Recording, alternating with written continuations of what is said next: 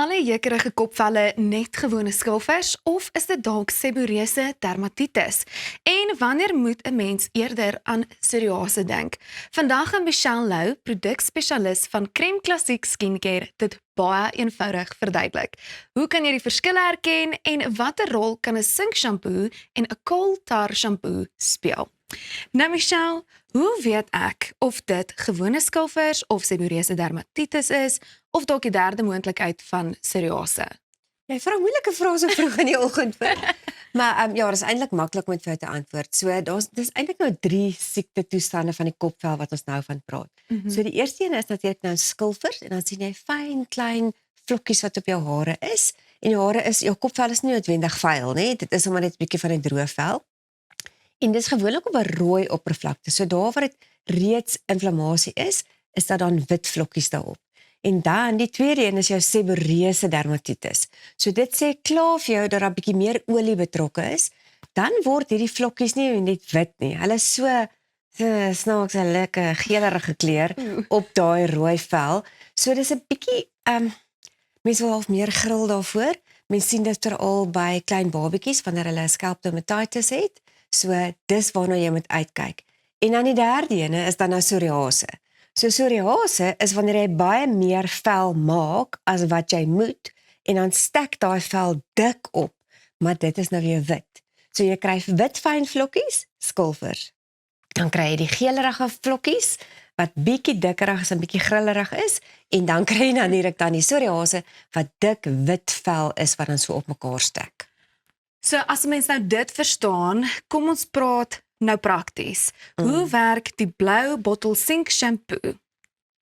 Ja, ons maak eintlik so 'n grap om te sê dis zinc, you need to think about it. Right, zinc shampoo.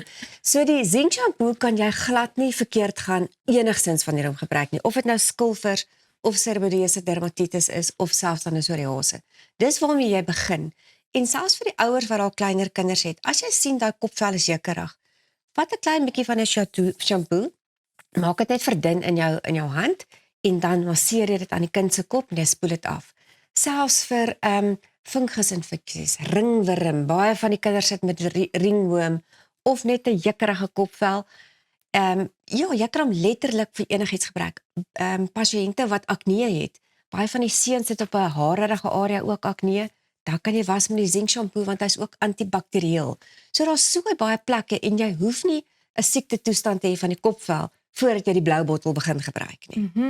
En dan nou natuurlik, wanneer gebruik ek dan die geel bottel coal tar shampoo? Jy sê dit mooi reg, hoor, dis die coal tar shampoo. Jee. So as hulle vergeet kan hulle altyd net sê blou en geel bottel, dit sal hulle in die winkel kan kry. So die coal tar shampoo het 'n baie skerp reuk en dis spesifiek vir psoriase pasiënte waar daai vel dik is. Nou wat die zinc shampoo dan doen is, hy gaan daai boonste laagie van die vel sagkens afskilfer. Want dan gaan jy dit nie self van die vel wil aftrek nie. Kyk, en jy kan lekker krap aan jou kop as jy wil, hoor.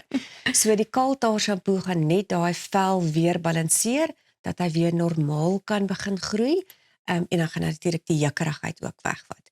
Hy is sterk, maar hy gaan nie jou klere brand nie, of klere vlek nie, en ook nie jou hare vlek nie. Wel, daar het ons dit. 'n Jeukerige kopvel is nie altyd net skilvers nie. Klein wit vlokkies, dink skilvers. Juk, rooiheid en geel olierige skibbe, dink seborreuse dermatitis. Dikker, duidelik grys, meer hardnekkige skibbe, psoriase. Beskikbaar by uitgesoekte diskems of aanlyn by www.cremeclassique.co.za. Kyk ook uit na die Spring Fair 20% afslag promosie by Diskem. Ons sien julle nou. 'n driebeen kat genaamd Raven is die inspirasie agter 'n nuwe boek wat Suid-Afrikaners anders laat kyk na dierewelsyn. Raven, 'n feline and rescue story, fokus op verantwoordelike eienaarskap en die kritieke belang van sterilisasie. Die skrywer Johan van Moellendorff kuier vandag by ons om Raven se merkwaardige verhaal en die werk van Project Raven met ons te deel. Goeiemôre, good morning en hartlik welkom. Baie dankie. Ek waardeer dat julle my het. Goed, Johan, ek wil graag begin by Raven. Wie is sy? En vertel ons dalk net so 'n bietjie meer van haar storie wat gelei het tot die inspirasie agter hierdie boek. Jong, Raven is seker die bederfste kat in die wêreld. Weet sy het net 3 bene. Sy het haar been verloor net nadat sy so 1 jaar oud geword het met 'n ongeluk by die huis. En weet dis 'n ongelooflike storie van veerkragtigheid en weer daai bounce back wat enige lewende wese daar buite het. En ek het nog altyd gedink dit is 'n storie om te skryf. Jy weet, dis regtig merkwaardig en dit leer 'n mens. Jy weet, die boek is, soos jy gesê het ook, dit gaan oor opvoeding. En dit het ons baie geleer en om haar te sien hoe sy ontwikkel was net ongelooflik geweest. Jy verwys na opvoeding en ek wil nou juist net hierdie boekie nader trek want dit is my, ek meen is baie oulik. Ryven natuurlik ook op die voorblad of 'n foto van haar, maar jy het nou genoem opvoeding. Verwys jy daarmee na dierewelsyn? Ja, die tweede gedeelte van die boek fokus net op die krisis wat ons het in die land op die oomblik met diere wat of in welsynsorganisasies sit of op die straat sit. Weet ons het 'n massiewe krisis en die boek fokus spesifiek vir fondsinsameling op sterilisasieprojekte. So ek werk saam met Mandy Lou Collins van Let's Spy SA en saam met Deborah Buys van die National Sterilization Project. Dit is in daai twee organisasies het hulle in die laaste 5 jaar amper 20 miljoen rand spandeer aan dieresterilisaties. En dit word gesien as 'n investment in die toekoms, want daai sterilisasies keer daai vloed van diere wat welsynsorganisasies oorval. Ja. En dit is die fokus spesifiek dan vir die boek. Goed, vertel ons so 'n bietjie meer van Project Raven. So Project Raven is ek nog in die proses om te registreer as 'n NPC. Ek het nie gedink dit gaan so lank vat nie, maar dit vat baie langer as ek gedink het.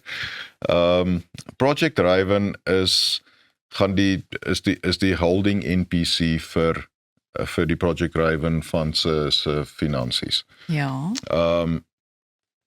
Daai geld gaan dan deur Let's Spy en deur National Sterilization Project dan aangewend word. Omdat hulle twee so verskillend werk, weet hulle het sulke verskillende benaderinge tot sterilisasie, dek ons die hele veld van sterilisasie wat ongelooflik is. So die Project Raven Fund se geld is spesifiek dan net vir die sterilisasie en dan ook, so ek sê die groot ding is ons sal graag op 'n punt wil kom waar ons baie meer opvoeding ook kan doen. Weet ek dink die belangrikste aspek van die krisisbeheer is opvoedkunde.